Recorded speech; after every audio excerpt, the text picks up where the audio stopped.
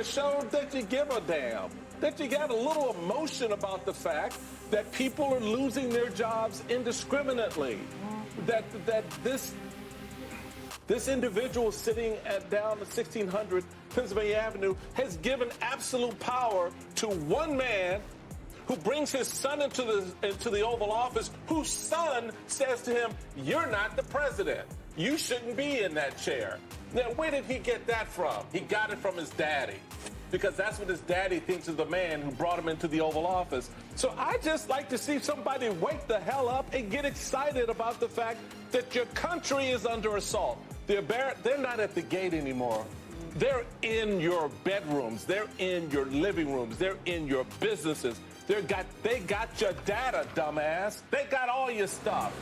Elon Musk has his tentacles in everything you're doing, not just off of X, but now he's in the Treasury Department. He's in the Labor Department. He's in the Department of Homeland Security. And nobody seems to give a damn. So that's all I want, somebody to show that they care enough to get off their fat ass and say something about it.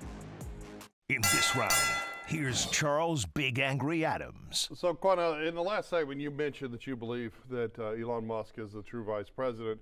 This is a former RNC Republican National Committee chair, Michael Steele, an avowed Trump hater, right? He is, Trump basically pushed him out of the RNC, or he left because of Trump. And that is, of course, the Republican pundit that MSNBC, which is very far left, so to the point of progressive leaning news station. And he is going on a tirade that has become a big talking point by the left, that Elon Musk has all this access to our data. We've seen a lawsuit filed by, I believe, 18 attorney generals. I saw that the Connecticut Attorney General and the New York Attorney General spoke out about it in the last couple of days. And everyone, you're hearing two screeches from the leftist media. You're hearing the screech about constitutional crisis, right? And you're hearing about this unprecedented access to data. There was a lot more weight to the constitutional crisis. Maybe we'll talk about it, but this bleeding about Elon Musk, this bleeding about his access to data is all absolute nonsense, right? When in this lawsuit filed by the AGs and Michael Steele having his little tantrum, every president, and they're talking he wasn't confirmed. Remember that the head of nuclear waste looked like Lex Luthor in a dress, was stealing women's clothes at airports. He was completely inexperienced, also not appointed.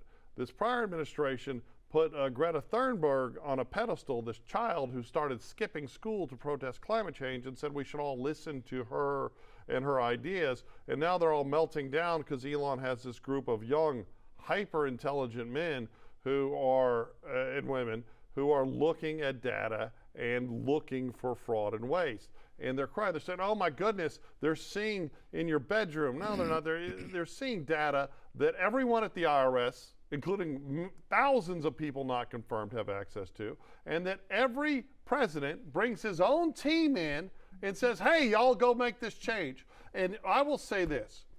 When some people are screaming and yelling and screeching about shining a bright light on the government, especially taxpayer dollars, those are the people getting rich off fraud. And those are the same people that want to excite the masses of the people as though what they're exposing is going to hurt all of us. That's right. A lie. What they're exposing is financial mismanagement and a whole lot of financial corruption. When the American people finally get a chance to see how their money has been mismanaged in our name that we didn't get permission for, paying for drag queen shows in other countries, paying for gay plays in other countries. What the hell has got to do with America?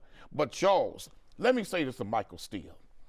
Mr. Steele, when you was Republican National Chairman, you didn't open your mouth for black people.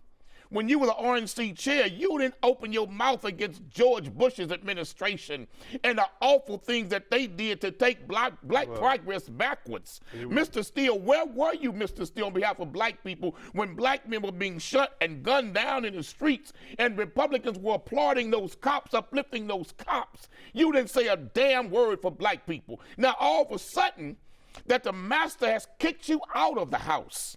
where you were accustomed to get an extra piece of fried chicken and a butter biscuit, kissing his boots. Now that you're back in the field with the rest of us, you want to act like you got some spunk, so you got some fire in you now. Sit down, you bootlicking scared to death Negro. Because you ain't never get offended on behalf of black people, but now all of a sudden you offended that some white folks got their bedrooms looked into by the government. Mr. Steele, did not this same government invade and spy on the bedroom of Dr. Martin Luther King Jr. and all black civil rights leaders? You ain't open your mouth then. Shut the hell up now. Okay, now I have to change my position from the last segment, which was the only people it's okay to spew pejoratives at were white Christian Republicans on national TV. I forgot. You can apparently also spew it at black Republicans as well. So maybe it's just the conservative side of the dial, because that was absurd. First of all, he wasn't the RNC chair during Bush. He was the RNC chair during Obama. And Michael Steele has always had pretty... He's been a lifelong Republican. Right. But he's been a lifelong pundit on television shows defending and fighting for Republicans. He also supported George Bush over Al Gore when they threw black folks' votes in Florida in the garbage can. He didn't speak up for us. He was a very moderate, center-right conservative.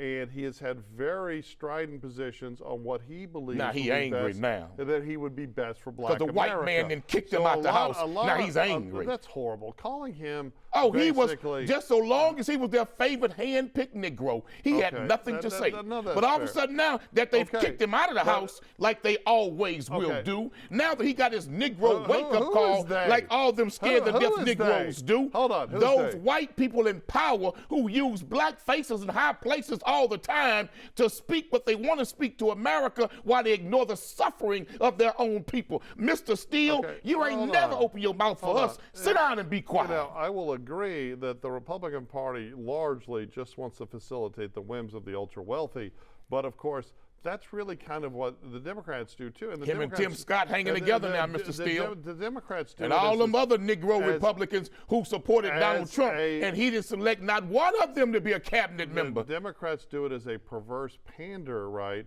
to basically oppress people and insist that they have their vote to get a little trickle, a little change. Oh, no, that they own the vote. But there is no bringing them up. I think Steele has been a resoundingly good American. I have agreed with most of his. He's been a good boot-licking, scared-to-death Negro who stand for white folks and won't say nothing on behalf of his own people. Republicans that was brave enough to stand up against Donald Trump when you had people like Ted Cruz. Let's not forget, and I know I mentioned him twice now, but he's a schmuck.